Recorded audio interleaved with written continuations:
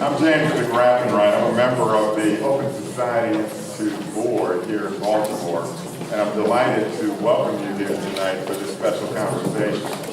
I served on the State Board of Education as the president of that board for 4 years, a total of 8 years on that board, and we did a lot of in partnership with OSI. So I'm excited to be here and honored to present to elite leaders in the field of education policy.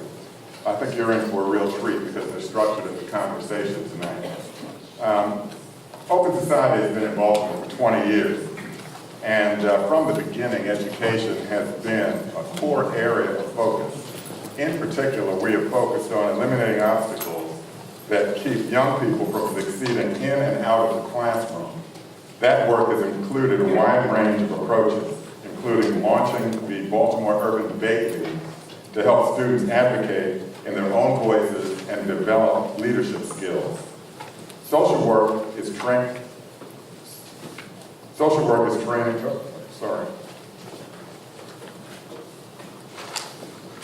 Many of you are aware of OSI's efforts to help advise city schools discipline rules and practices, which led to a drop in suspensions from 26,000 in 2004 to 6,800 last year. OSI and its grantees have also worked with the State Department of Education to revise rules and practices so that all districts in the state would produce similar reductions in suspensions.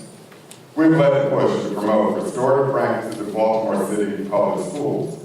So far, 32 schools have begun to integrate restorative practices, and 20 more will begin that work next year. We've also worked with the school police to clarify officers' roles and responsibilities and to support preparation for all officers in restorative responses to conflict, which has reduced school-based arrests by 74% over 3 years. Currently, the Positive School Center, a collaboration between OSI and the University of Maryland School of Social Work, is training educators in cultural responsiveness and trauma-informed care, and it has begun working with city schools on a district-wide racial equity policy. At the same time, OSI and grantees, including the ACLU, the NAACP Legal and Education Defense Fund, Advocates for Children and Youth, and Baltimore Algebra Project, as well as others, have steadfastly demanded equitable funding for Baltimore City schools, including the implementation of the Curran Commission recommendations.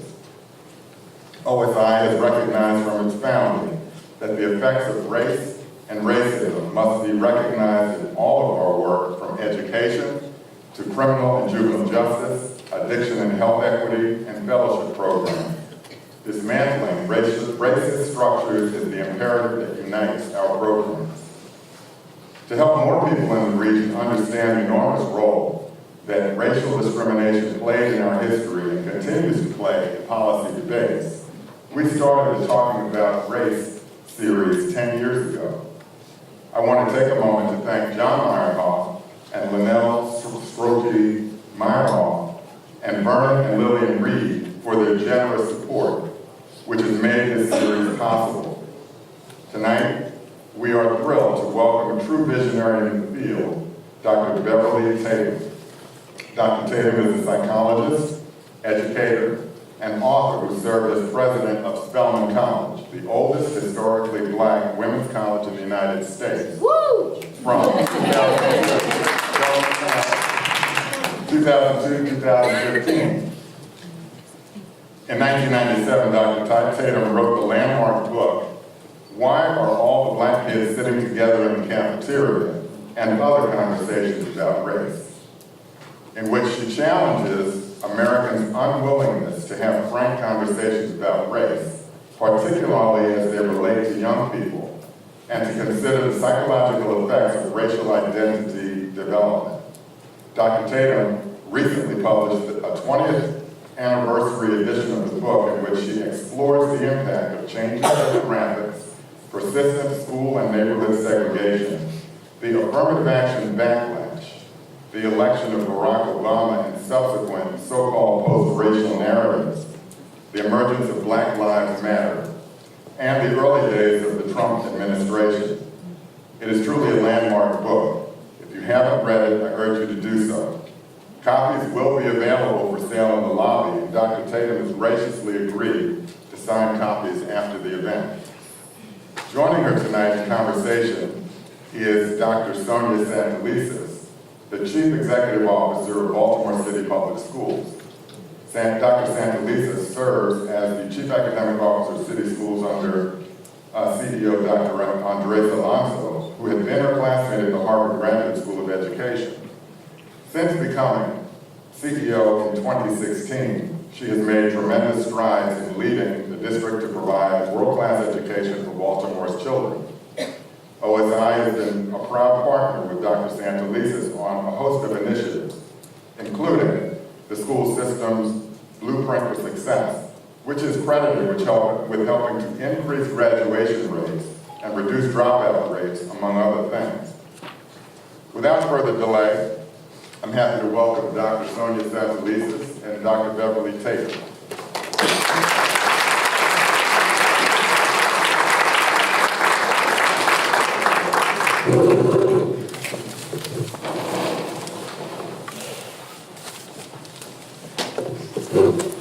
Great. Well, can everybody hear okay?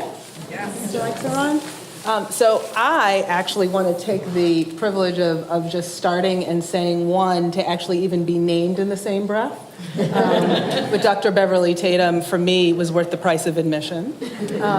Two, I want to thank OSI for sponsoring this kind of event and this talk. And it is very in line with how OSI has supported Baltimore and Baltimore schools for a long time. I will also say a big thank you to a number of Baltimore City Public School Board members who are also here tonight for their support. As we get started, I want to say of Dr. Tatum, because it's easy for me to get starstruck too. A lot of folks who are in city schools who've seen me don't think that happens. And I want you to know it happens to me too. And I will say that in the first kind of 15 minutes of talking with Dr. Tatum, one of the things that became very clear is, as Karen Endor-Weber told me, she is so easy to talk to. And so I'm looking forward to having this conversation. We're looking forward to the questions. I also, so that you know, gave a very personal thank you to Dr. Tatum as I was completing my doctoral study and was looking for someone whose work and scholarship that I could reference, who really understood this idea of race and identity, particularly for students of color and Black students in particular. I remember the time being in the library when someone referred me to, quote, at that time, a new book that went on to really be a landmark study. So personal thanks there. I've got my starstruckness out. Now we'll get to you all in the conversation. And if you could, given that this is the anniversary, the 20th anniversary, talk a little bit about what you think are the biggest changes that have occurred from when you first wrote the book to now. There's a lot that's gone on. Just talk to us a little bit about that. Sure. Well, let me start out by saying thank you for being here with me. I'm delighted to be here with all of you and looking forward to this conversation. And I want to thank OSI for making it possible. So here we all are. I am often asked, so what's different, right? Besides it's 100 pages longer, right, than the last version. But when I think about what's changed in our society, there's lots that I could say, but I'm going to distill it down to what I call the 3 Ps. The first P is population. So 20 years ago, the new version came out in 2017. So if we go back to 1997 when the first version came out, the diversity that exists in our U.S. population today was not nearly then what it is today. Right. And if we go back more than 20 years, if we just think about the change in my own lifetime, so I don't mind telling people that I was born in 1954. So being born in 1954, I was born at a time when the U.S. population was 90% white. So I bet I'm not the only 50s baby in the room. Raise your hand if you remember being alive in 1950-something. There are a few of us in the room. You might not remember much about it. So think about that. In 1950, if we were drawing a pie chart, all but one little 10% slice would represent the white population. That 10% slice would represent everybody else. Today, if we were drawing that pie chart, the white population would be about 2/3, 67%. And the Latinx population now is about 18%. The African American population about 13%. The Asian American population about 6%. And that's the fastest growing segment of our population. And Native Americans, maybe somewhere between 1% and 2%. But this is to say that's a big shift, right? And even in 1997, those statistics weren't quite what they are today. So the population's changed a lot, and that means that when we talk about racism in our society, we have to really be thinking intentionally not just about the African American experience, but the broader population of color, because there are a lot of representatives who are also encountering racism in our society, though I think it is important to acknowledge the particularly virulent nature of anti-Black racism. Having said that, so that's the P, first P, population. Second change is politics. And what do I mean by that? When I was thinking about this dimension of, some of the things that have changed, and we think about the change in presidential leadership over the last 20 years. In 1997, when my book came out the first time, the president was Bill Clinton. One of the things that Bill Clinton did, not everybody remembers this, but he launched the Presidential Initiative on Race. Does anybody remember that? A few people do. So he launched this Presidential Initiative on Race. And he launched it in the fall of 1997, coincidentally the same time when the first version of my book came out. And who knew? He read my book. And so he read my book, and he hosted a town hall meeting in Akron, Ohio, to kick off his Presidential Initiative on Race. And he invited a few authors to come, and I was one of the ones invited. So I was in the room, and it was a big auditorium, and we were up on the stage with some, sort of local community representatives, about 60 people from the Akron community and a handful of authors. And President Clinton gave a speech. And in that speech, he talked about why now was the time for the nation to focus on its legacy of racism and try to do something about it. And he said it was important, it was a good time because the economy was strong and we weren't fighting anybody. We were a nation at peace. And so he said, we're a nation at peace, the economy is strong. It's when things are going well that you can really take up the hard questions. And so we should seize this moment of, relative happiness and try to focus on racism. So that was presidential leadership in 1997. I find that a lot of people don't remember that presidential initiative on race, and the main reason they don't is Monica Lewinsky. Because right after he launched, like within a month, after he launched this presidential initiative on race, that scandal broke, and then the news was all about that, and was he going to be impeached and all of that. And very little media coverage of the year-long initiative. But fast forward to the next president, George W. Bush, the son, right? So George W. became president and in 2000, and in 2001, we had 9/11. So, of course, major national trauma, not at peace after that. And then in 2008, still during the George Bush era, at the tail end of it, the economy collapsed. So now, nation at war and an economy in shambles. And so that's not a time people want to take up hard topics. Everybody's just inwardly focused. Fast forward to 2008, we have the election of President Barack Obama, president number 3 in this story. And with the election of President Barack Obama, of course, it was very exciting to see the first African-American Black man to be elected president. But shortly after he was elected, people said, we're post-racial, we don't have to talk about it, right? And so then the conversation was like, no, we don't need to talk about race. And if you want to talk about it, it's because you're racist, right? That was sort of the narrative associated with his legacy. And then fast forward 2016, and I hope you heard all those things. 2016, of course, we know that our current president was elected, Donald Trump, and much of his rhetoric was certainly in line with white supremacist ideology. So that's a whole another set of conversations about the impact of that kind of leadership. So what we can see is that if we just look at the narrative about race, the change that took place over that 20-year period. And then the last P of the 3 Ps is polarization. We are very much more polarized today, I think, than we were in 1997. So what's really interesting about that retrospective that you just gave is it has meant that the conversations about race, right, have had to evolve or to keep pace with it.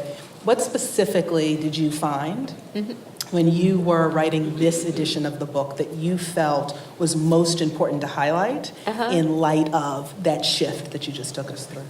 Well, the sad news is that even though, I laid out that those leadership shifts, the reality is that if we were to chart our course, there was forward movement in the 90s, there's been backward movement in the 21st century, the election of Barack Obama notwithstanding.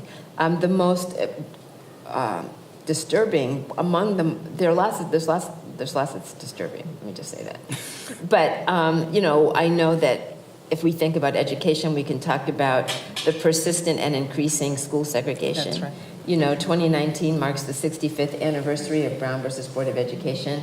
Schools are more segregated today than they were 30 years ago. We could talk about why that is, but that's a fact.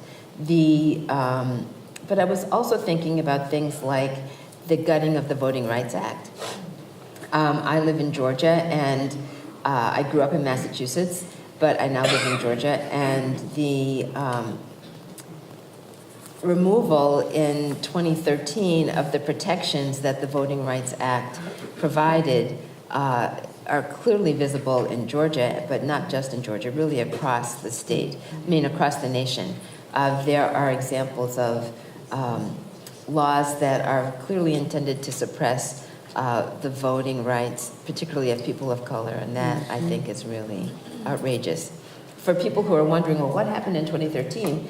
There was a Supreme Court decision that basically said, one of the most powerful dimensions of the Voting Rights Act of 1965 was that states with a history of interfering with people's right to vote had to seek court permission, judicial permission, before they made any changes in their voting laws, to be sure that they weren't, up to their old tricks.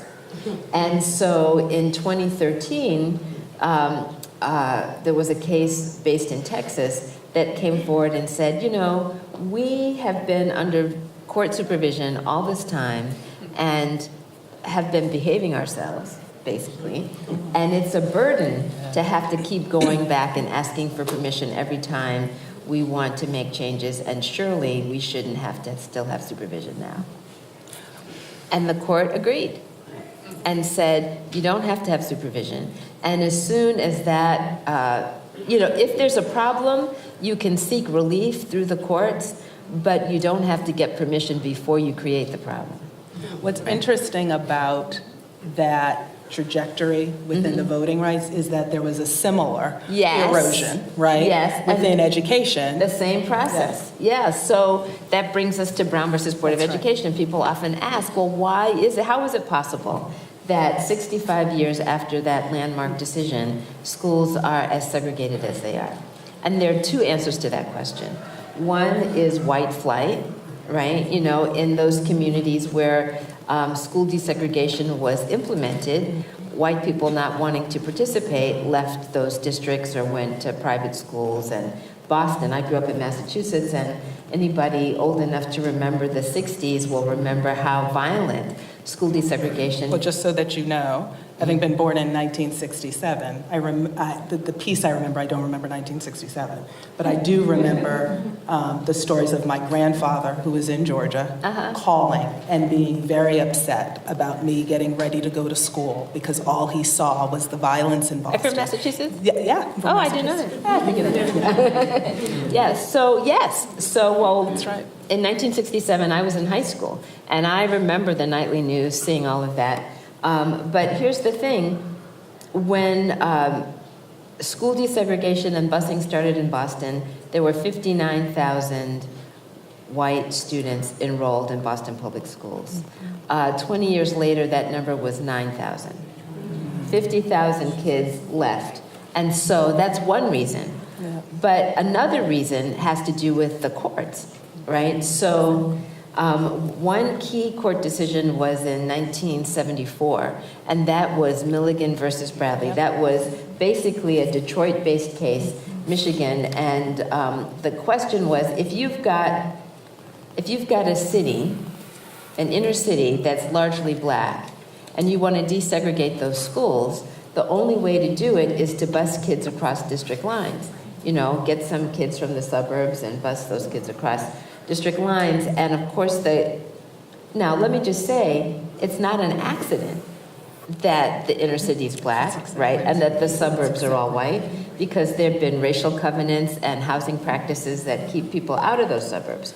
So we can't talk about school segregation without also talking about residential segregation. But if that's the reality, and you're wanting to desegregate the schools, back in the 70s, the strategy was use busing. And the courts ruled that you could not bus across district lines. So if you can't, require busing across district lines. So if you can't move kids across district lines, then essentially you don't have the white kids you need to desegregate the schools. That was one decision. But fast forward, 20 years, another decision which is very similar to the Voting Rights Act decision, was the Oklahoma decision. Yes. Yep. And so if you're wondering, what was the Oklahoma decision? So Oklahoma City had very segregated schools for much the same reason. Residential segregation, well entrenched, and segregated schools going back to the early part of the 20th century. And when Brown versus Board happened, there was some attempt to desegregate, but same kinds of things, lots of resistance, a lot of community resistance. And but then a plan was put in place. They were ordered to put a plan in place, court ordered, and they put a plan in place. But after the plan had been in place for 20 years, still under court supervision, they went to the courts and said, surely we don't need court supervision anymore. Very similarly to the Voting Rights Act. We've been behaving ourselves, That's right. That's right. And then the court said, yes, good job. You have eliminated, a unitary, you used to have a dual system of schools. Now you just have one system that everybody's participating in. No more court supervision for you. And as soon as the court supervision was gone, they went back to neighborhood schooling. Neighborhood schooling is by definition segregated schooling because the neighborhoods are segregated.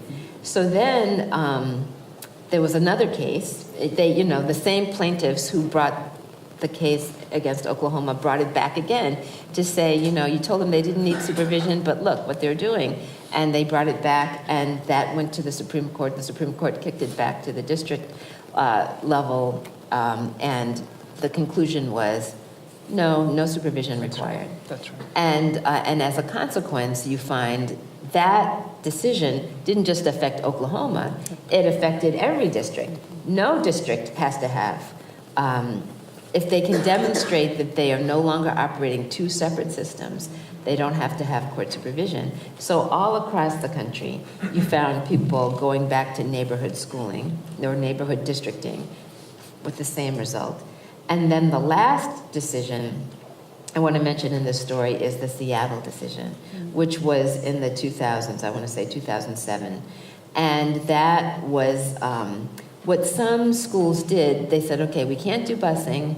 We've got neighborhoods segregated. But how about if we make magnet schools? How about if we put a special program in this community that will draw people from all over the city into that one school, and that's how we'll mix everybody up, because everybody will want this special arts program or this special STEM program.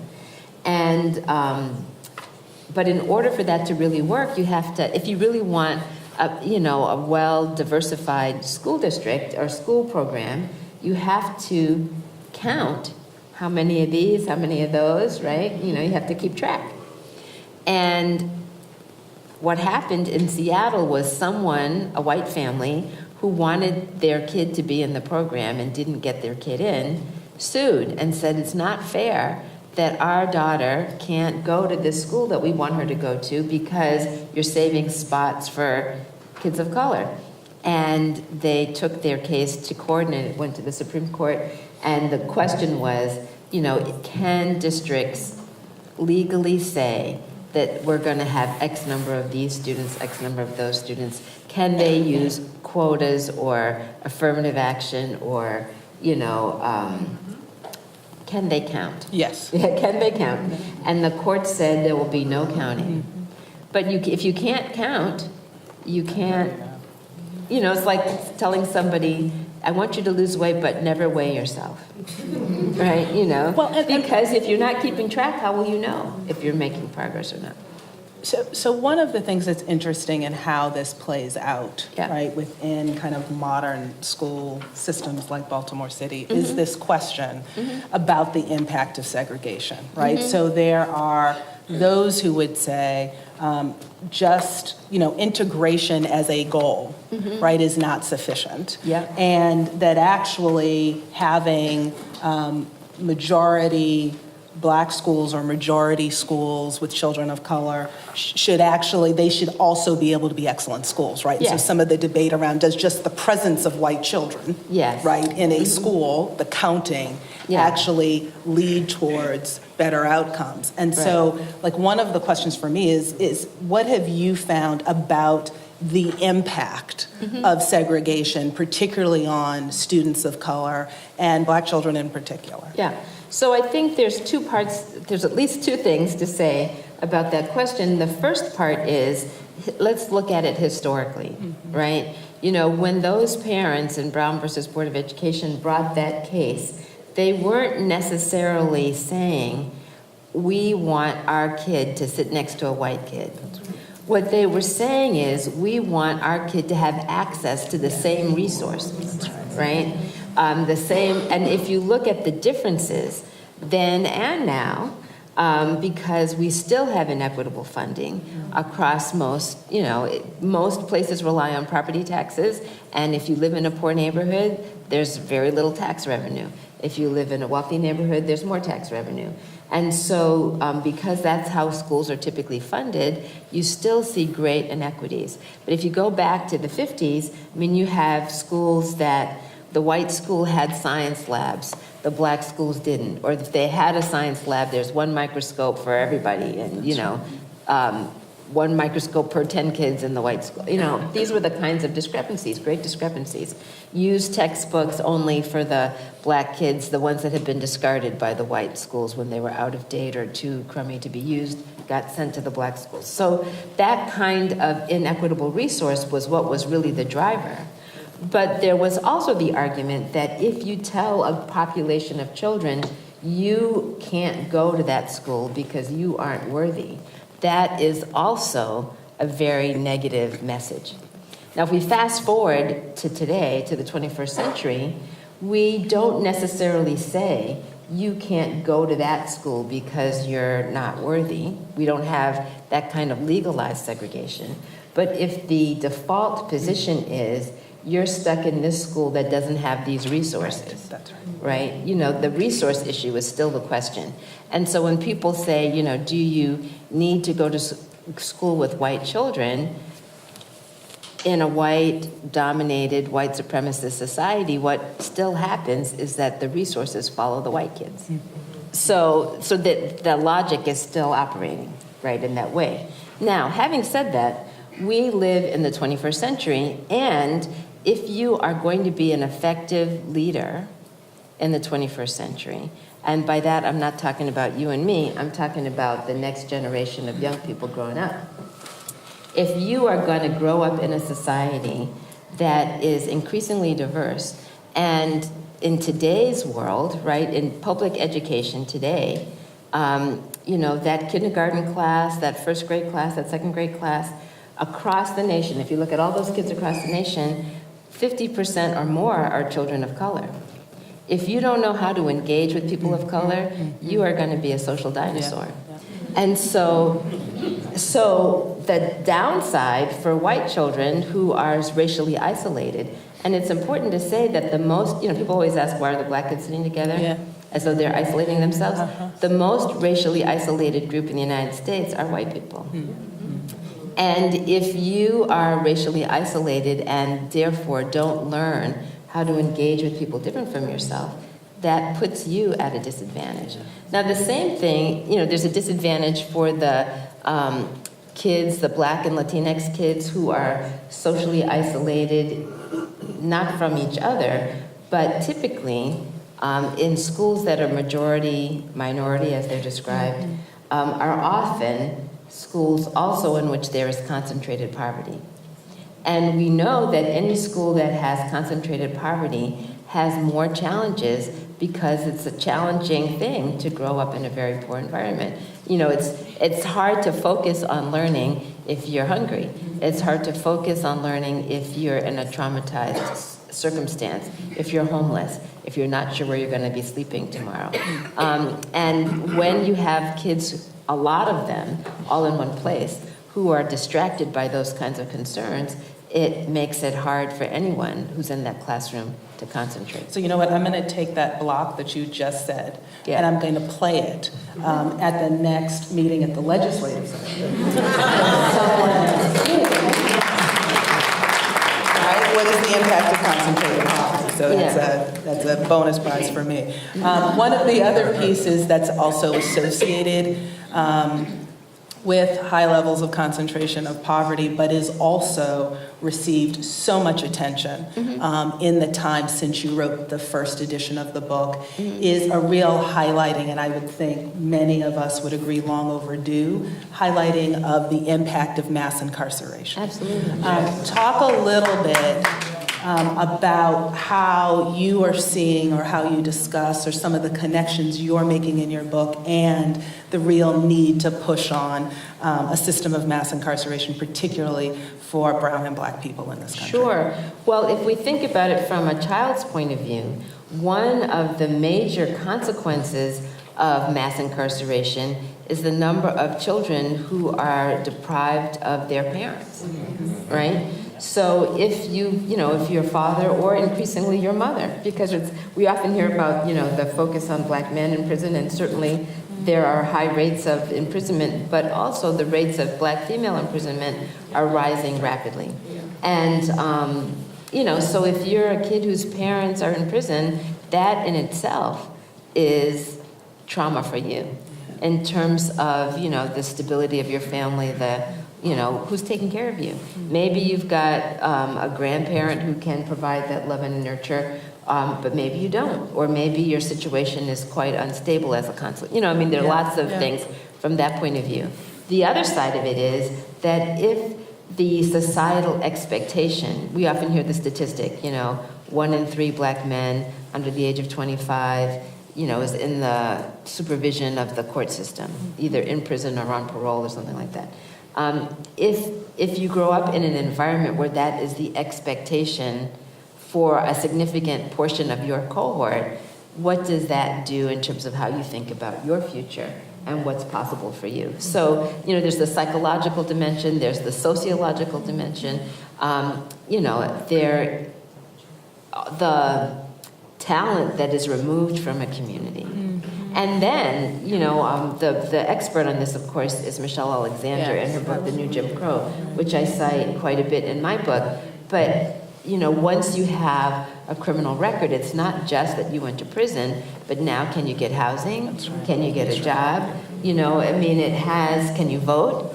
Some places you can't. So the long-term implications, is it just eats away at the fabric of a community.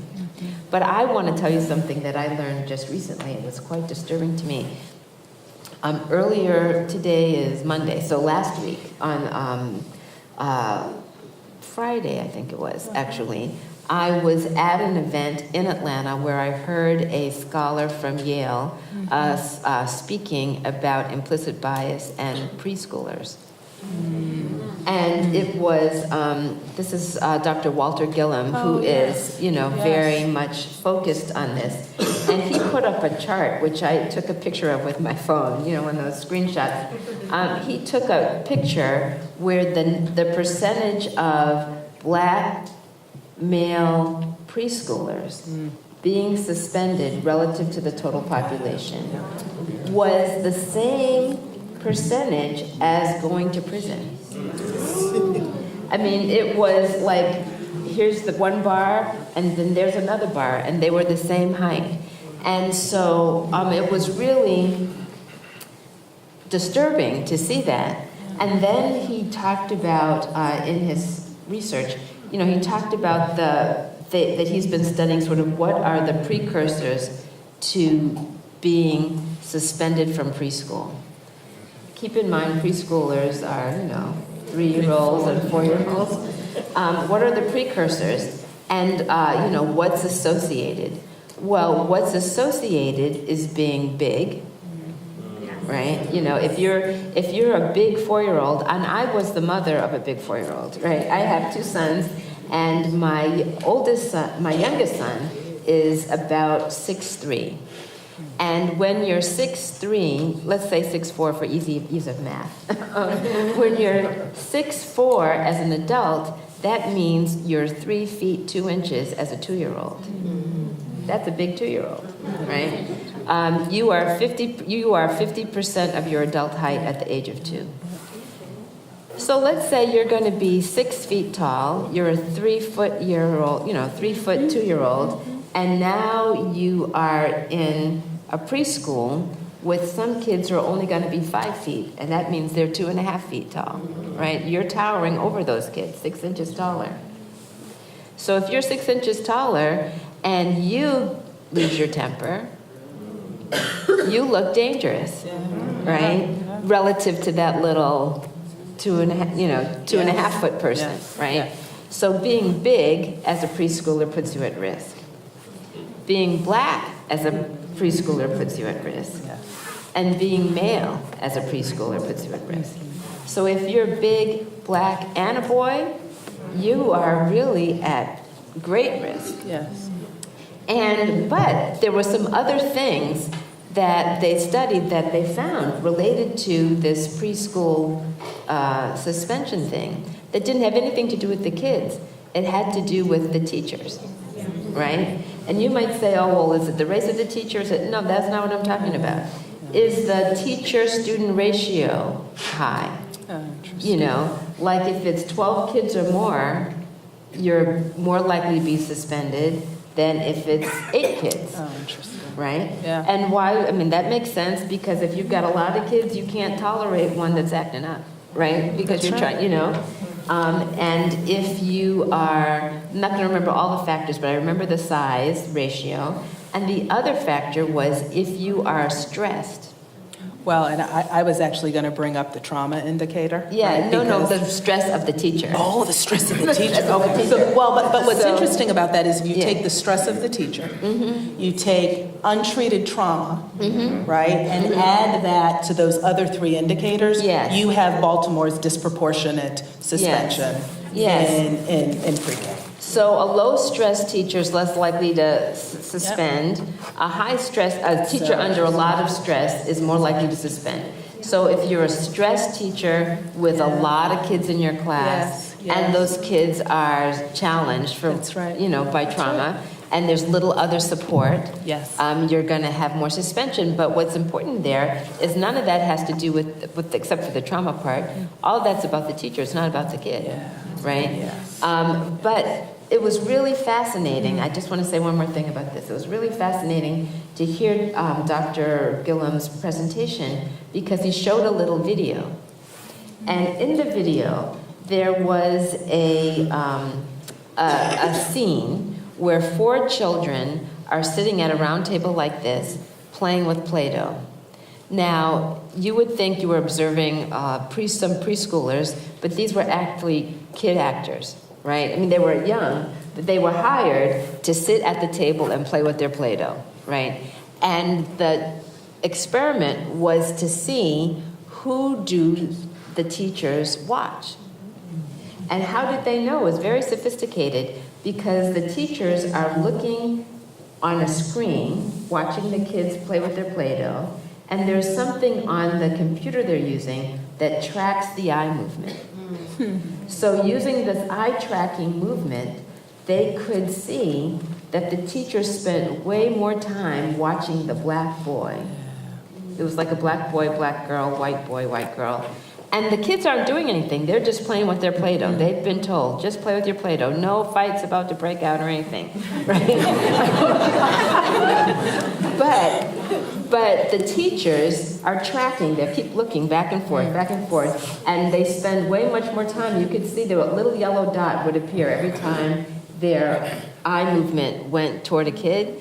And the little black kid had these little yellow dots all over him, right?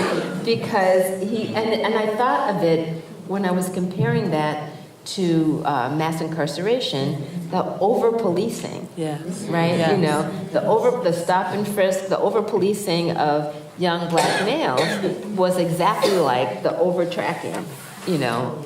That's fascinating. It was fascinating. And But so, it speaks to just how early racism intrudes into the lives of these children. and from the perspective of a psychologist, Yes. what do you see as, I mean, you know, as a school district, we, you know, work on how do you interrupt some of those patterns. But from a psychologist perspective, what do you see as kind of the major levers now, either in kind of small settings in terms of education or even in large initiatives that you think interrupt most effectively some of that implicit bias that's at work? I think talking about it, for one, is really important, you know, making the unconscious conscious. So if I know that I am, and when I say I'm assuming the role of a teacher, because it wasn't just white teachers, actually black teachers also. Can you say that again? Yes, it wasn't just the white teachers. It was black teachers also over-tracking, right? And I often say that the negative stereotypes, the misinformation in our society about that gets projected onto people doesn't just get projected by the dominant group. It gets internalized and projected by those who are the subject of the targeting as well. So anyway, all of this is to say, if we can talk about it and bring it into consciousness, then we can think about, you know, am I over-tracking? You know, if I know that I'm more likely to intervene when it's a bigger child, Right. am I being fair to that bigger child? What was the trigger? You know, if that kid got mad, you know, if Tommy hit David, well, did David hit Tommy before when I wasn't watching? Do you know what I mean? You know, is there something, you know, what is the dynamic? And paying attention to that in ways to just become more conscious. Earlier in my career, I spent a lot of time doing professional development with teachers in Massachusetts mostly. And one of the things that I learned in that process was that in this context, most of the teachers were white, but they were working in racially mixed settings. And there was a disparity in performance between the kids of color, particularly African American and Latinx kids, and the white students. And when you talked to the teachers about classroom dynamics, you would often hear things that were problematic. I'll give an example. Black kid is not turning in his homework. And so what's the teacher doing about that? Well, telling him to turn in his homework, of course, but But when the white kid doesn't turn in his homework, the teacher calls the parent. And so, well, how come you didn't call the black kid's parent? Well, I am imagining that parent is working and maybe not available, and, I didn't want to burn, you know what I mean? That there's a different approach. Or I was afraid that if I called the parent would think I was singling out her child and might accuse me of being racially biased. And therefore, I didn't want to make that call. So, in my conversation, I would say, well, if you don't call, you are being racially biased, right? Because you are giving that white kid's parent a chance to partner with you and get the kid in line, right? If that black parent doesn't hear from you, then you are withholding information that that parent needs. And that is treating that kid differently. And then, but what if she calls me a racist? So let's have that conversation. Right. What if she calls me a racist? Well, what if she does? What would happen? I would feel terrible. Okay. And then what would happen? This is the therapist in me. And then what would happen? I clearly need some psychological training. And then what would happen? Well, I would feel terrible. I would feel like I'd been punched in the gut. A teacher said this to me. I'd feel like I'd been punched in the stomach. And I said, well, what would you say? Well, I'd say, well, I'm not racist. I'd defend myself. And I said, I have another suggestion. My advice is, if someone says you're racist, ask them, why do you think so? If you tell me I'm engaging in some horrible behavior I don't think I'm engaging in, and you said, I really think that was homophobic, that thing you just did, and I don't think so, I would say, tell me why you thought so. What was it that I did that gave you that impression? And then you might say, what was that joke you told? Or whatever. And then I'd say, you're right? I shouldn't have told that joke. Or that was insensitive of me. Or, I didn't think it was offensive, but now that we're talking about it, I can see that, you know what I mean? We could have that conversation. But if I tell you, not possible, not a prejudiced bone of any kind in my body, I'm going to say, if I'm you, check again. Because we all breathe in that smog. In my book, I talk about the fact that misinformation, that's part of the culture, those stereotypes, those images, it's like breathing smog. If you breathe some in, you're going to breathe some out. Whether you want to or not, it's just going to come out. And so when someone calls you on it, you need to say, thank you for telling me. Well, and it's interesting because you use the term racist, right? And it has become such a trigger word, and people appropriate that word for a variety of different reasons. But one of the pieces that I always find interesting is people's different definitions of racism, and you talk about racism versus prejudice. Yes. Can you just expound on that a little bit, Sure. given what we just talked about? Well, in the opening of my book, chapter 1, now if you're reading the new version, which I encourage, the new version has a prologue, which reflects on the last 20 years, and then you get to chapter 1. But in chapter 1, I define terms. Because my purpose is to have productive conversations with people about this societal issue. And I think one of the things that gets in the way of productive conversation is that we use the same words, but we don't mean the same thing. Yes. And therefore, people are often talking past each other. So I know, when I put out my definitions, that not everybody's going to agree with me, but at least they're going to know what I'm talking about, right? Yeah. So prejudice, we might describe as attitudes often based on stereotypes or limited information. It is possible to have a positive prejudice, right? I'm positively prejudiced toward, people who wear clothes like mine. I'm making that up.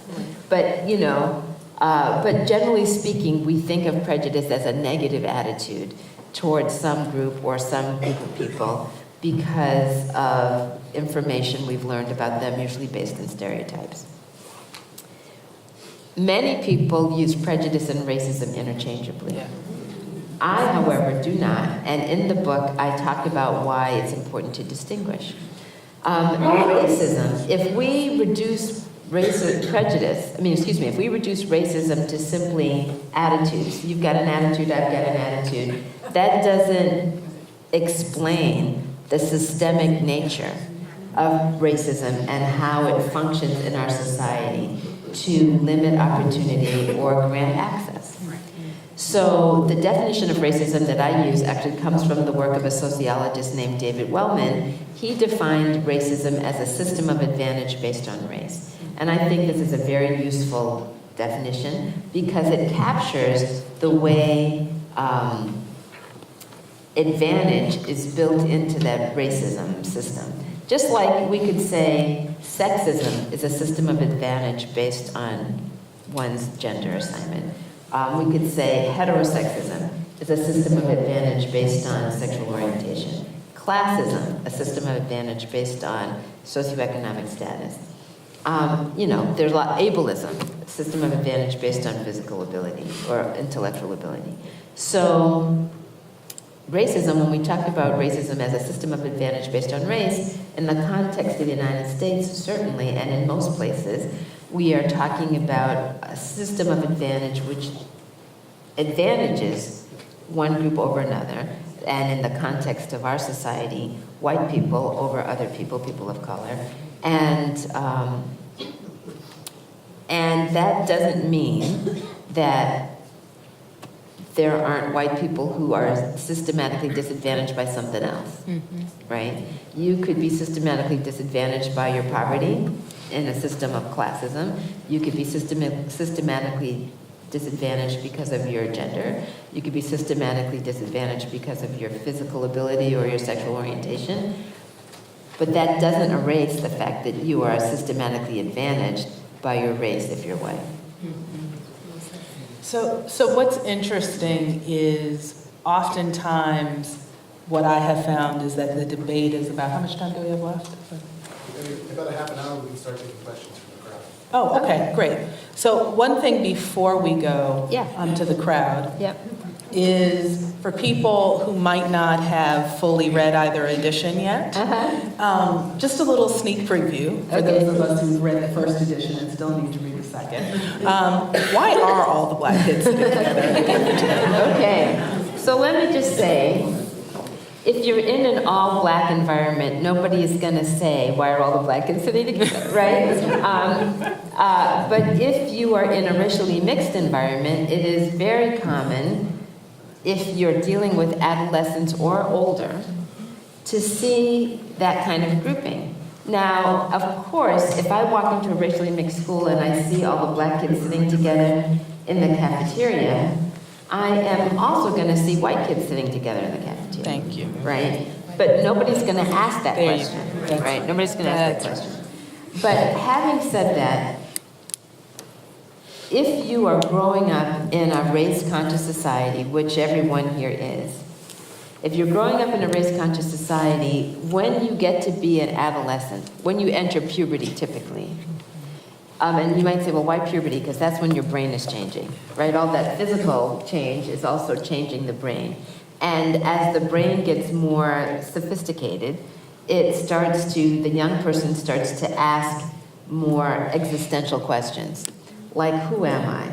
Who am I going to be in the future?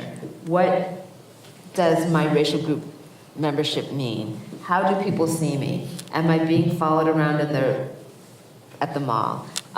Do I hear the sounds of people's doors locking when I walk by? All of those things.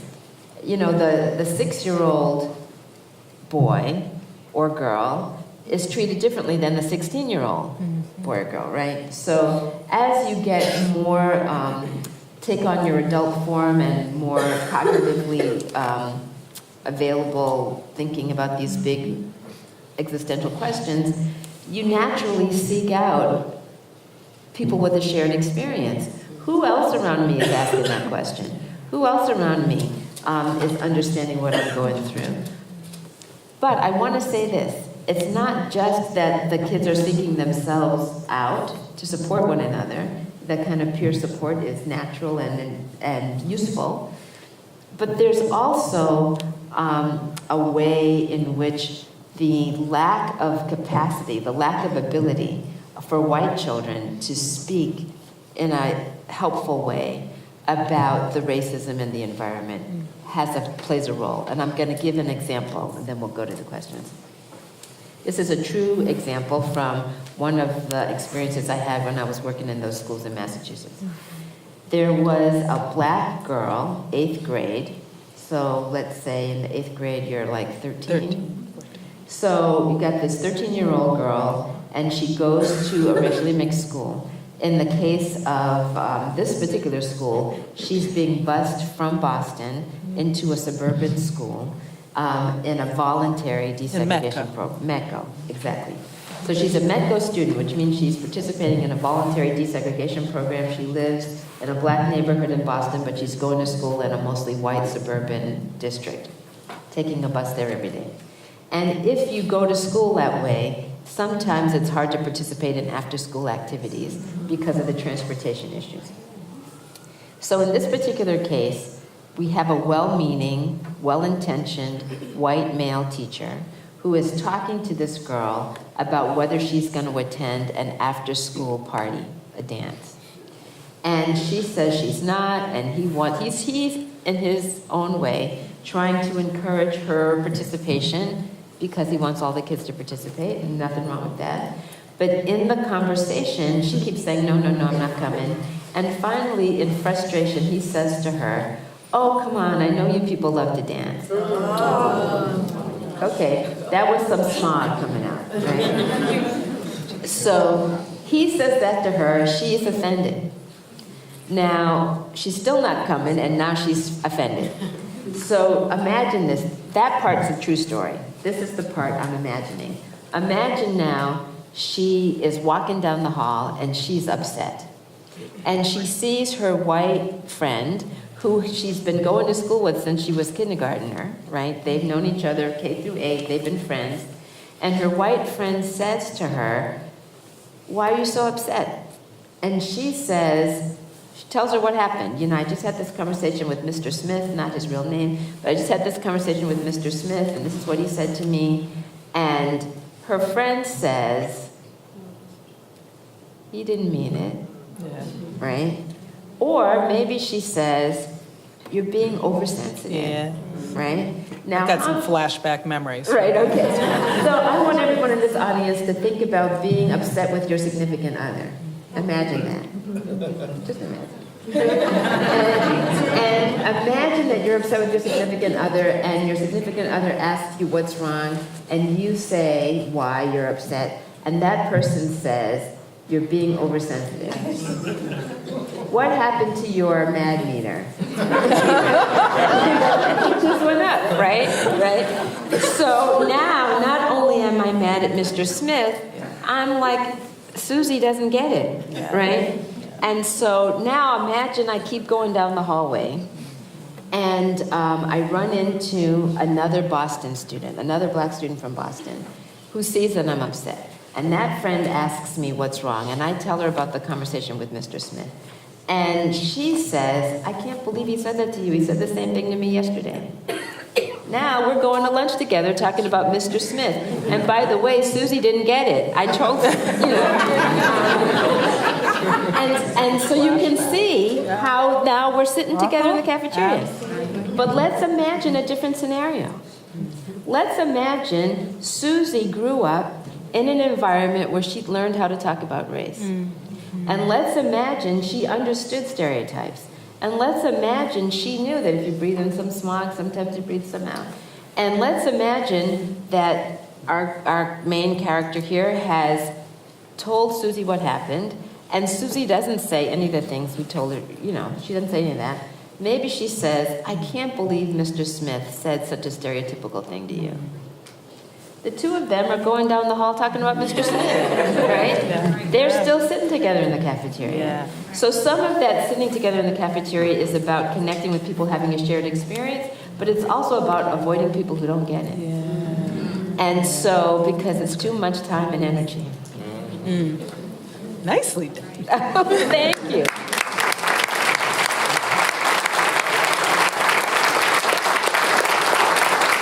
So it's now time for you all's questions. If you have questions, if you just raise your hand. Hi, my name is Abby Nicholson. I absolutely love your book. Oh, thank you.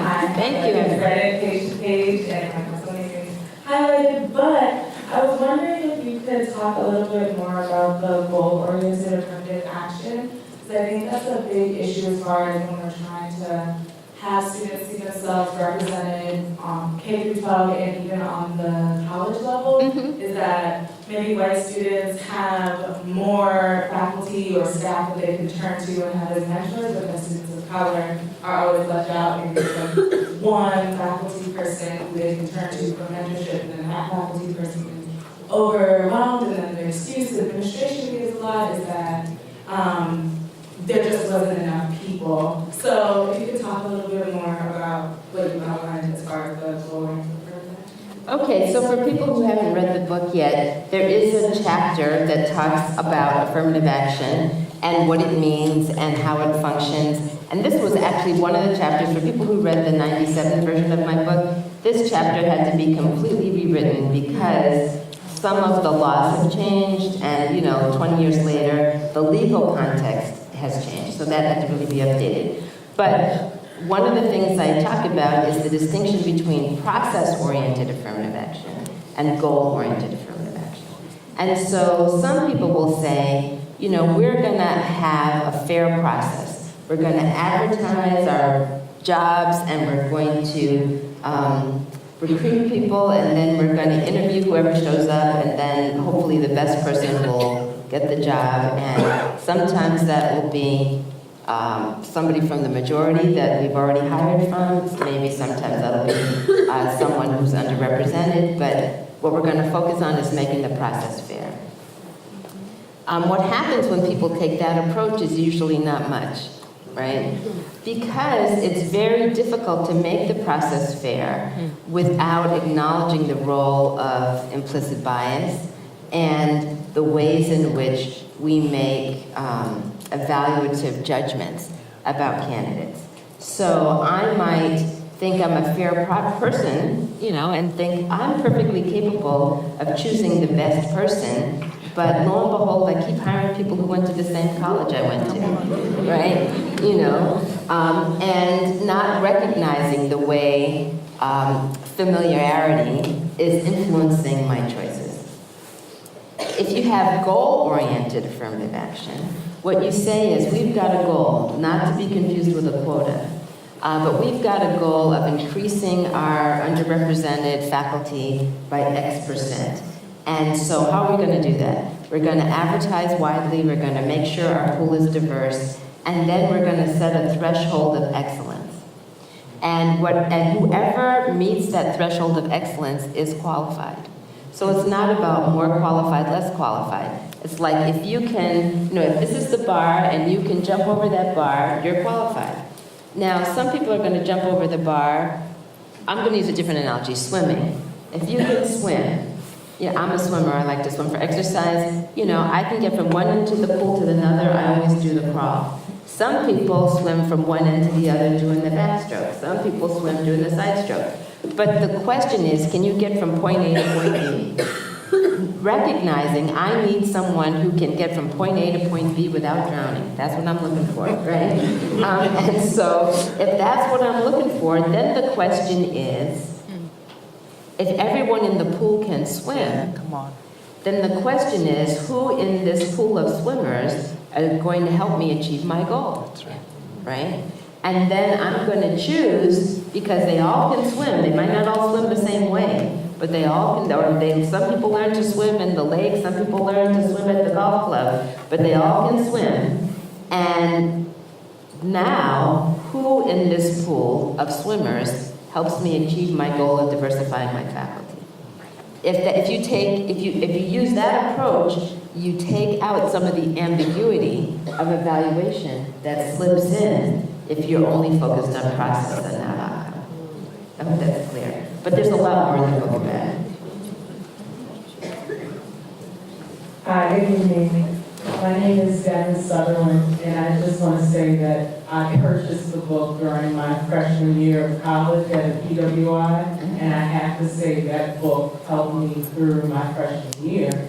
So I was a Baltimore City Public School student, like K through 12, went to University of Maryland, College Park. I was one of 2 black girls on my floor, and it was a complete culture shock for me at that school. I made it through, so I'm here, and I'm a parent of a wonderful 11-year-old, and I'm really involved in a lot of online groups around city schools, students, and parenting.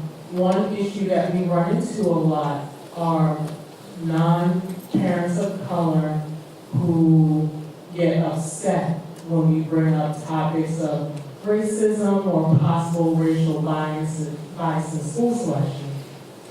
So I guess my question is, what advice do you have to parents who are not parents of color and decisions around examining their behaviors on school choice? Because I would imagine they don't want their children to be, guinea pigs or 1 or 2 if they chose to send their children to a predominantly black school. So I would say, there's lots of good resources, but there's my current favorite resource for white parents in particular is a book called White Fragility.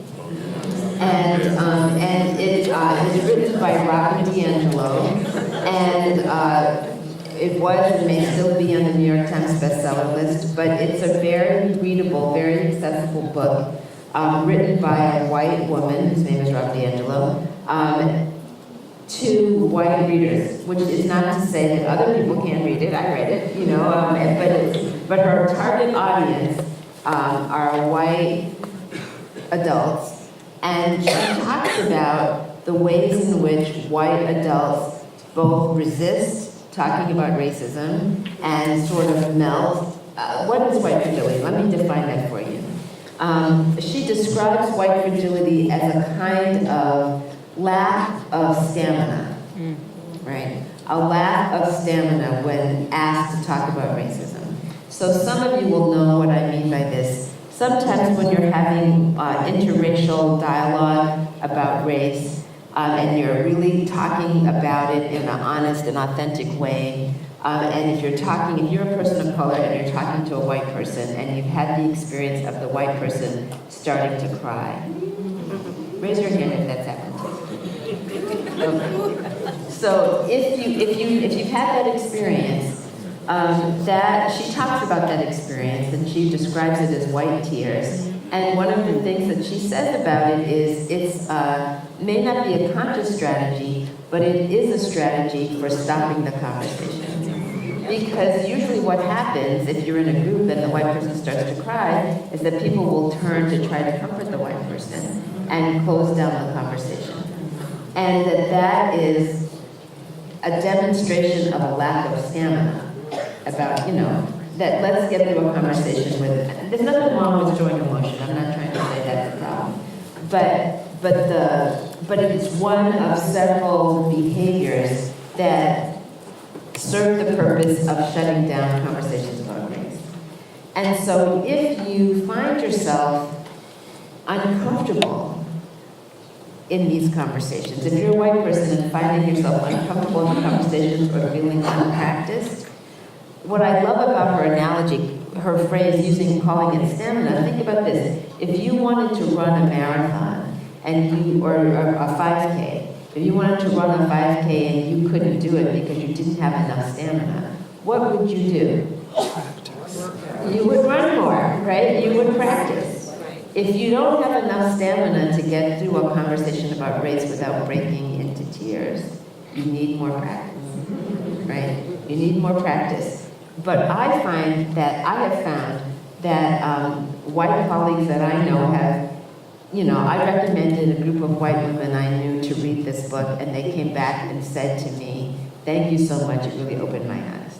So I would encourage that, put that online.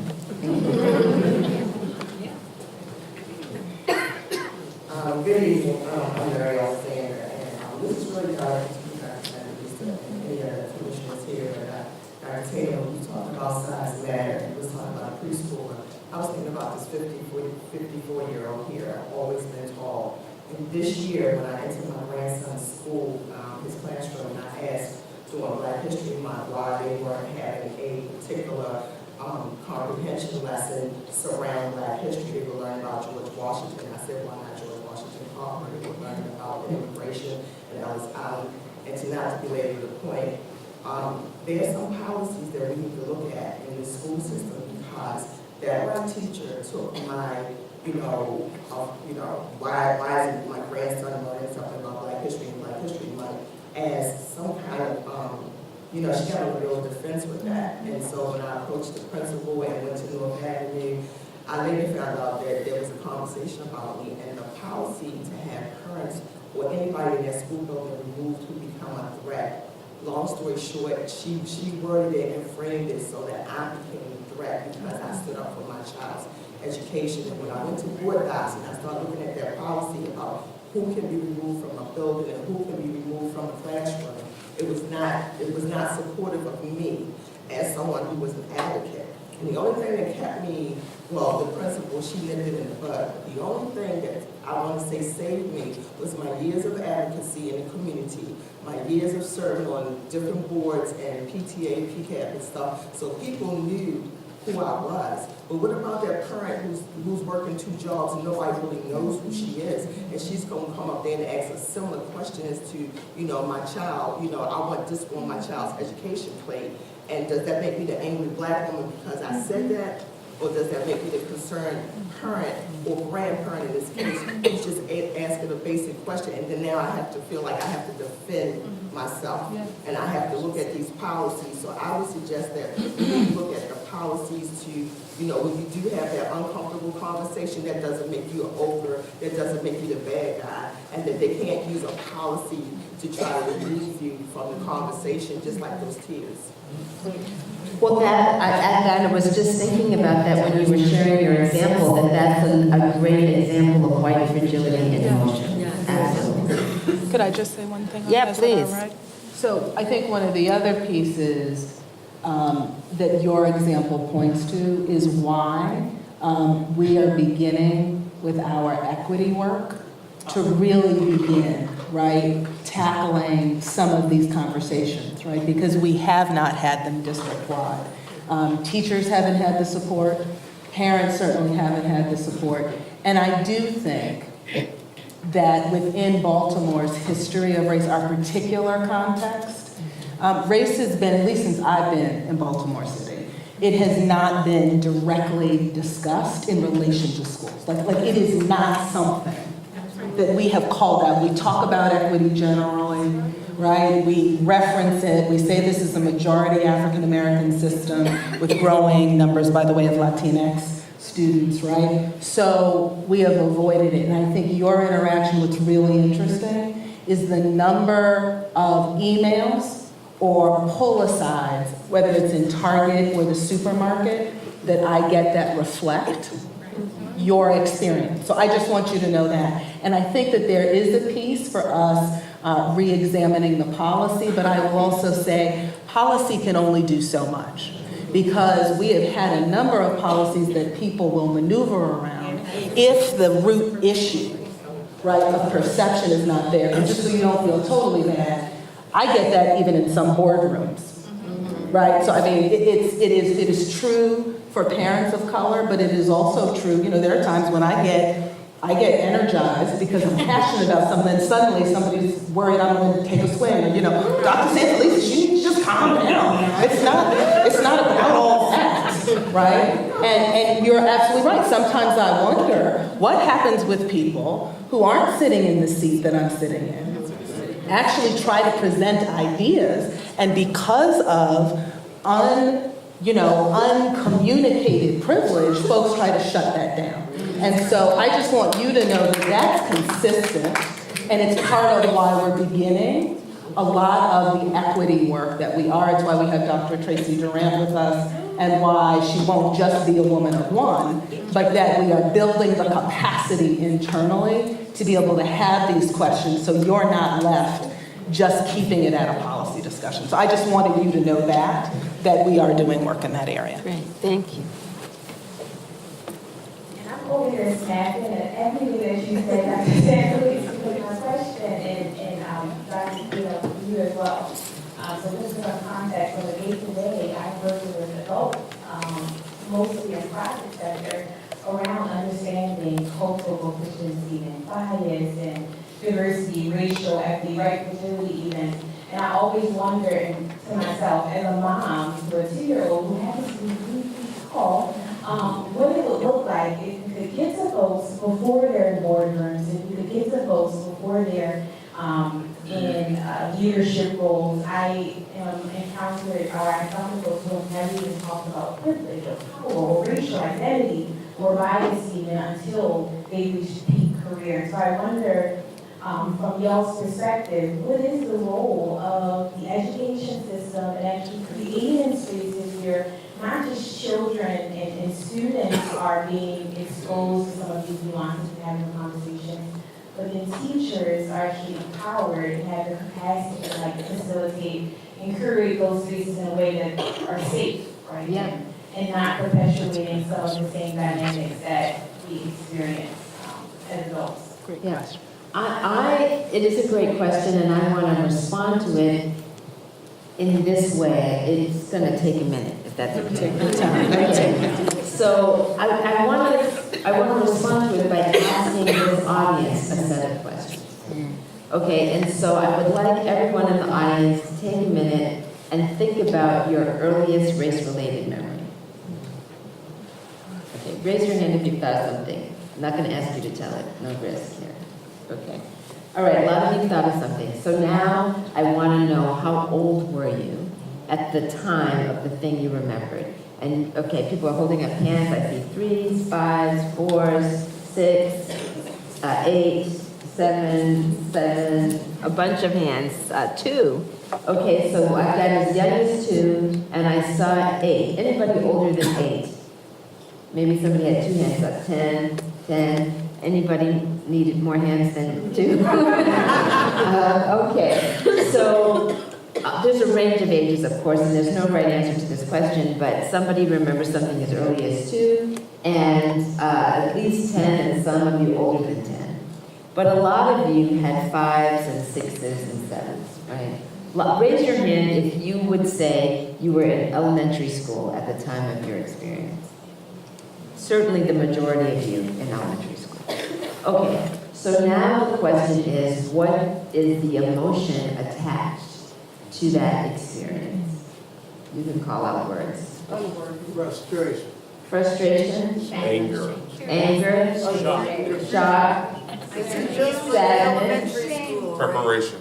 Preparation? Curious? Confusion?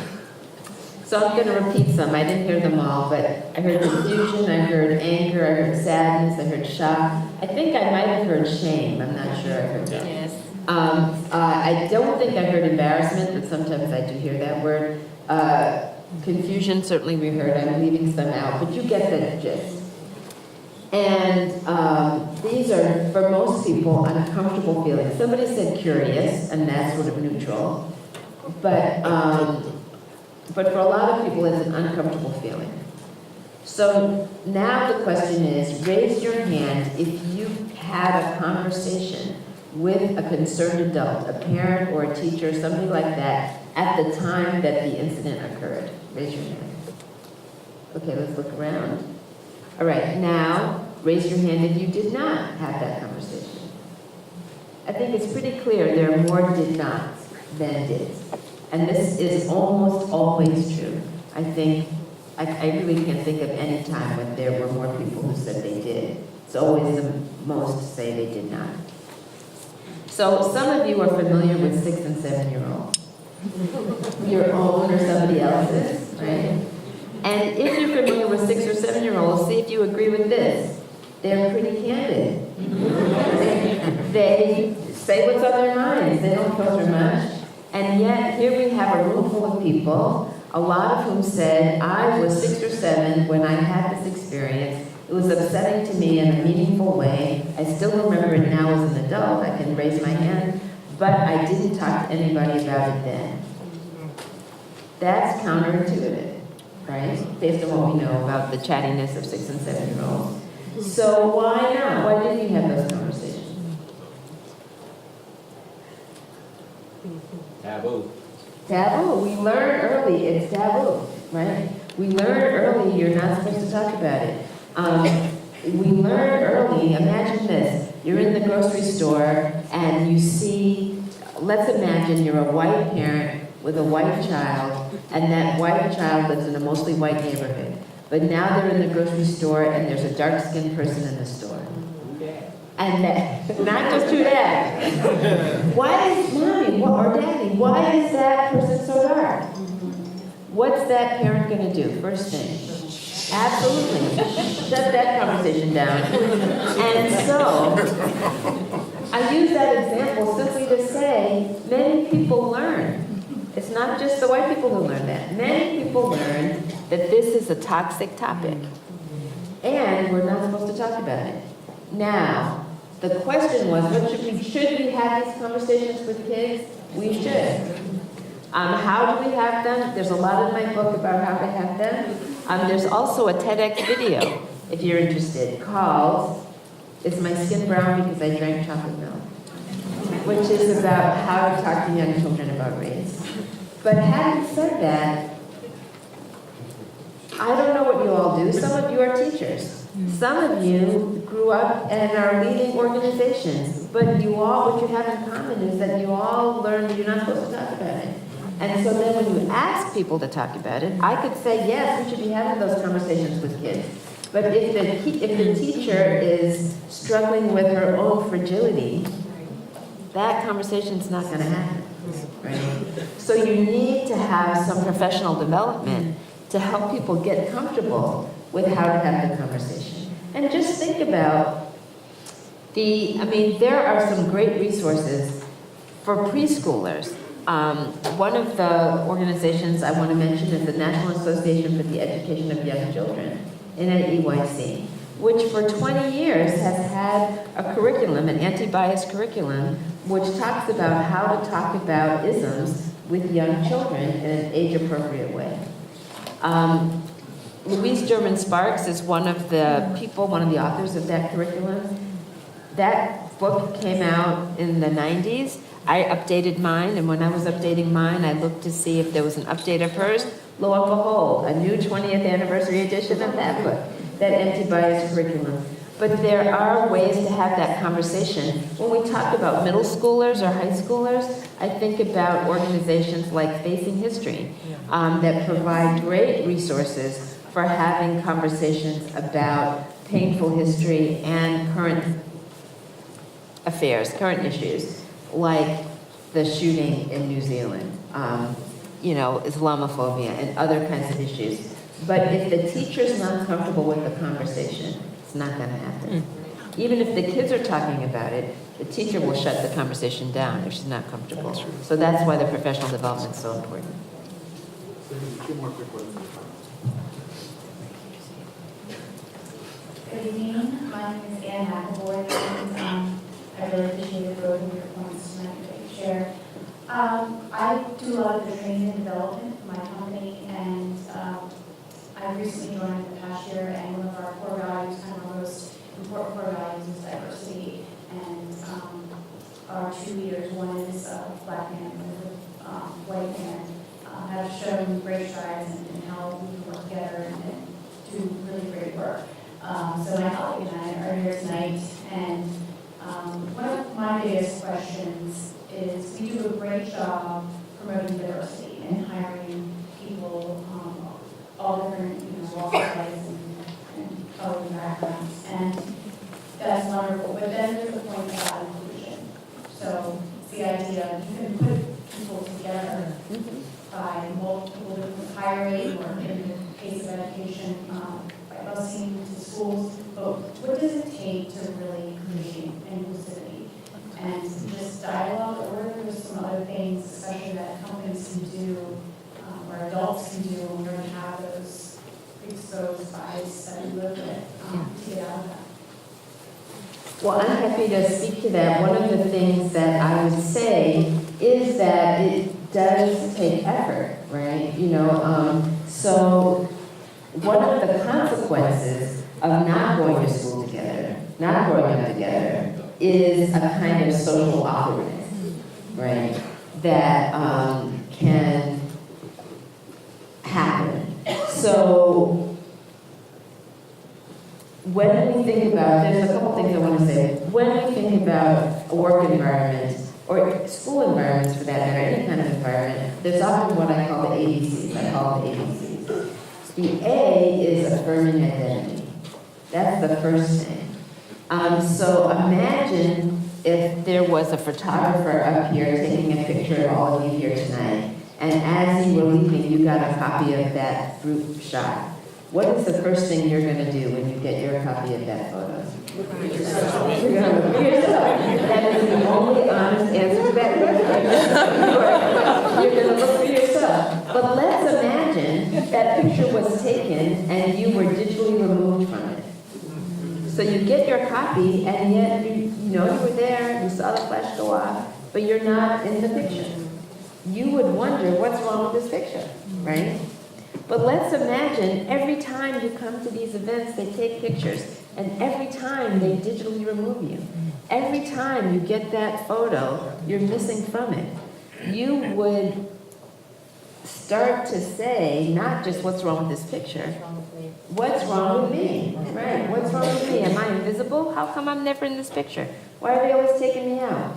It would cause you to question your own legitimacy, your own identity. And so when we think about our environments, the first thing we have to ask is, who's missing from the picture? Right? Because everyone wants to see themselves in the photo. And if you're not in the photo, you're going to question either the organization or yourself. So for a productive work environment, you want people to feel aligned with the organization and feel like they're contributing something. They need to see themselves in the picture. So we have to think about what policies and practices do we need to put in place to make sure that people are included. If the policy and if the practice, it might not be the policy, but if the practice is that we always have our work social events, the holiday party, the whatever it is, we always have those work events at the local golf club. I'm making that up. And not all of us play golf. And maybe that golf club has a history of exclusion. And even if it doesn't still have a history of exclusion, it may feel uncomfortable to spend our time at the golf club looking at all those photos they've got about their exclusionary history, right? And so we might have to say, if we're going to be a truly inclusive organization, we need to find a place where we can have that important team-building experience in a place where everyone will feel comfortable. Or let's have a committee, a representative committee deciding, and if they decide they want to do something other than, the golf club activity, then we shouldn't say, but we always did that, right? You know what I mean? So that's the A. The B is about building community. The B is, when we talk about building community, I actually just gave an example, right? Having the group activity is a kind of building community, but it only works if the A has been covered, right? If we try to build a community without thinking about who's included, who's missing from the picture, we will have an event that reinforces the former exclusive structure and it's not inclusive. And then the C is cultivating leadership. How do people who haven't had much practice at the A and B learn how to do it? What kinds of developmental experiences do we need to create so that people can learn how to connect? across lines of difference. There are, multiple strategies, but I'm going to tell you one that comes from my experience as president of Spelman. When, I won't name the company, but there was a company, organization, nationally known organization, wanting to recruit employees at Spelman College, wanting to increase the pipeline of Black women going into their line of business. And that seemed great, but one of the things that organization struggled with is that they recruited people and they couldn't retain them. There was like a revolving door. People came in and left. They didn't like it there. And so they were trying to figure out how to get past that revolving door, to encourage people to stay and feel like they were making progress and contributing and growing and thriving in that organization. But part of the challenge was that the people in charge of mentoring, that sort of mid-level management, those people, that was the group where there were very few Black women, very much, it was like a white male club, that group. And one of the people who worked there referred to it as the frozen middle.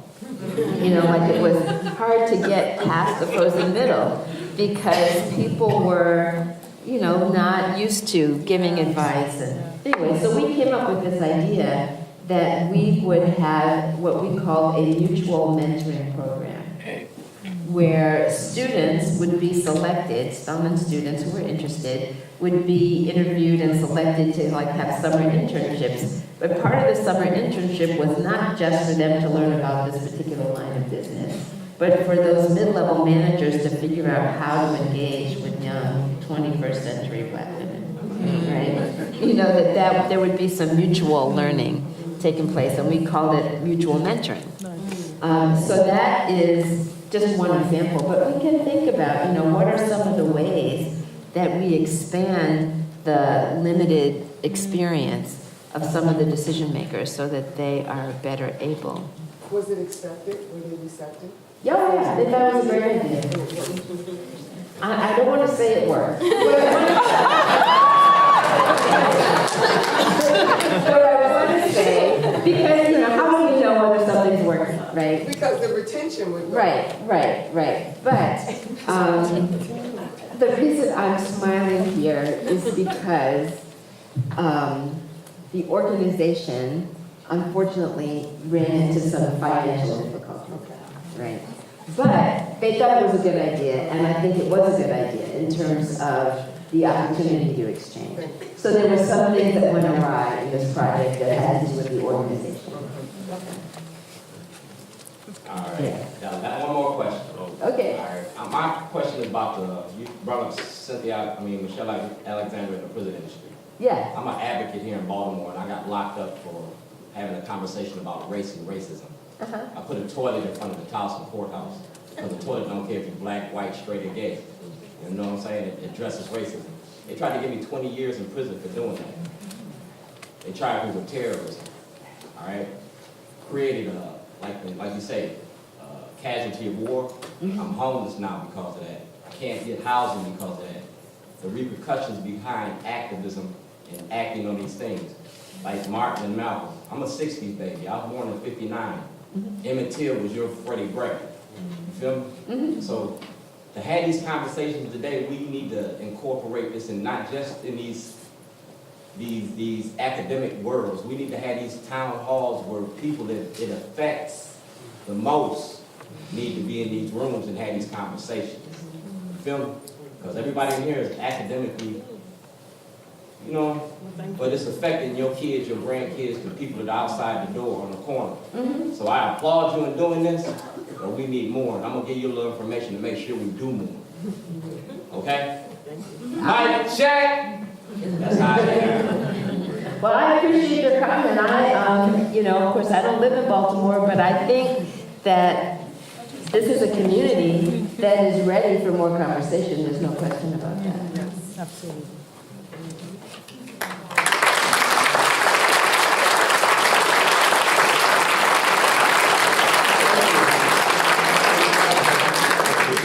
Are you taking more? You got it? Okay. It's fast. Okay, fast. My question is, Okay. Yeah, it is very ironic that my man raised 4 people ago and he kind of like went on the other side. But Well, with the anyway, balance, I do have to say there has been a kind of left side of the room bias. well, I just want to make a quick comment. We have these conversations about race and the impact of race. But for these conversations to be honest and truthful, it doesn't make much sense for the person who controls the power and the influence to have a conversation about relinquishing his power and control. Why would if I had the power and the control, why would I have a conversation with you about relinquishing my power and control? Well, I have a response for that, of what I'd be happy to share, which is to say, certainly there are people who would say exactly what you said. It's working for me, but here's the thing. Some people recognize that it's not working for them, right? That there's no such thing, this is no such thing as a free lunch, right? So the negative racism is a system of advantage based on race. But people who are systematically advantaged by it are also paying a price for it. And that price comes from fear, that price comes from, the anxiety that people are going to come after me and take my stuff. There are many examples we can offer, not just, a sense of moral indignation and outrage and, the spiritual cost of that. But, families that are separated from one another because of their internalized expressions of racism. There is a way in which we as a society, Dr. King would say, we've got a web of mutuality. And that what happens in one community inevitably impacts another community. And you might not see it right away, but it does. And so some people will say, I see it coming, I don't want it to be this way. Let me try to see if I can do it differently and work in coalition with others who want change. But you're absolutely right, there's some people who will say, and I've had students, I taught for many years, of course, on the psychology of racism in majority white institutions, and I had a white male student once who wrote, and at the end of the semester, I learned a lot. I can see this as a problem, but it benefits me. I'm not sure I want to do anything about it. But having said that, he was one of a handful, I can count on one hand, students who had that kind of response. Most of them said, I want to make a change. How can I be better? How can I be a more effective change agent? And that's what gives me hope, knowing that there are people who want to be change agents, and are already, and some who are wanting to be more effective. I want to say one last thing, and then we're going to wrap. Yes. Which is, except I promised this guy's question. I'm so sorry. So I'm going to let you ask it. But this is what I wanted to say. Some of you will be thinking to yourselves, this was a really interesting conversation. I learned something. I wish there was somebody I know who really needed this conversation and wasn't here. You were preaching to the choir. Some people will say that. People often ask me, aren't you preaching to the choir? I like to say, the choir needs rehearsal. So think about how can I use what I've learned to be more effective in interrupting the cycle of racism. The more effective you are, the more people want to join you. so really quickly, I went to a magnet school in Chicago, and I was one of the black kids sitting with a whole bunch of kids, some of them black, some of them others, at BWI, and I teach in Baltimore City Public Schools. So I'm wondering, I know sometimes our efforts come down to choices and priorities. So I'm wondering, in the scenario that you've made with the black kids sitting in the cafeteria, where do you focus your energies? Actually, this is a question for both of you. Do you focus on redesigning the cafeteria? Or do you focus your efforts on making sure that those kids who haven't been eating properly can eat and eat well? So let me say, there's nothing wrong with sitting together in the cafeteria, right? You know, so when the title of my book, Why Are All Black Kids Sitting Together in the Cafeteria and Other Conversations About Race, it is that title because many people ask that question. It's not that title because I think there's something wrong with sitting together in the cafeteria, right? And even if you weren't worried about eating, right, and when you say, where do you put your priority? You know, do we worry about the social dynamics or the basic needs that kids, need met? Of course, Maslow's hierarchy of needs, you gotta start with the basics. Security, whether that's food security, shelter, etc. But I also want to say that even if we were doing everything perfectly, you still might have black kids sitting together in the cafeteria, nothing wrong with that. The issue is, I think, if we're talking about priorities, if I'm an educator in the building, unless there's some fight going on in the cafeteria, let them sit anywhere they want. The real question is, what's going on in the classroom? And if the classroom is giving kids an opportunity to engage meaningfully with one another across lines of difference, you won't see the same kind. I mean, you talked about that back in school where you were kind of mixing it up. That has everything to do with the culture of the school and what's happening in the classroom. And when you see that happening in the classroom, you see less of that kind of separation in the cafeteria. I would just add. Go ahead. Yeah, no, I mean, I would just add that I think the question's interesting within the context of Baltimore City, right? Where we have probably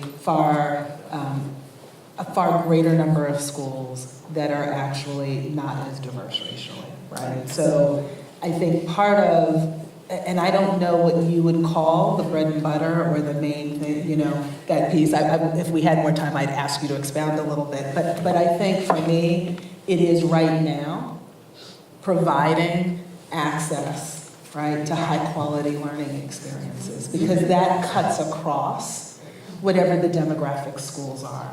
And that for me has to be the main thing. And the ecology, Exactly. And to your point, and other folks might not have heard it, but your term, right, I love, right, the ecology of where we are, both as individual schools, as well as a system of many schools. And it's not that, and I will tell you, there are some heated discussions. Sitting in this seat, I get to see it from all corners of the city. And what it looks like, a discussion of this nature looks very different at a Douglas than it does at a Mount Washington or Rome, right? And but what that says to me, and this I do think is true, and this gets to the point of where most people are.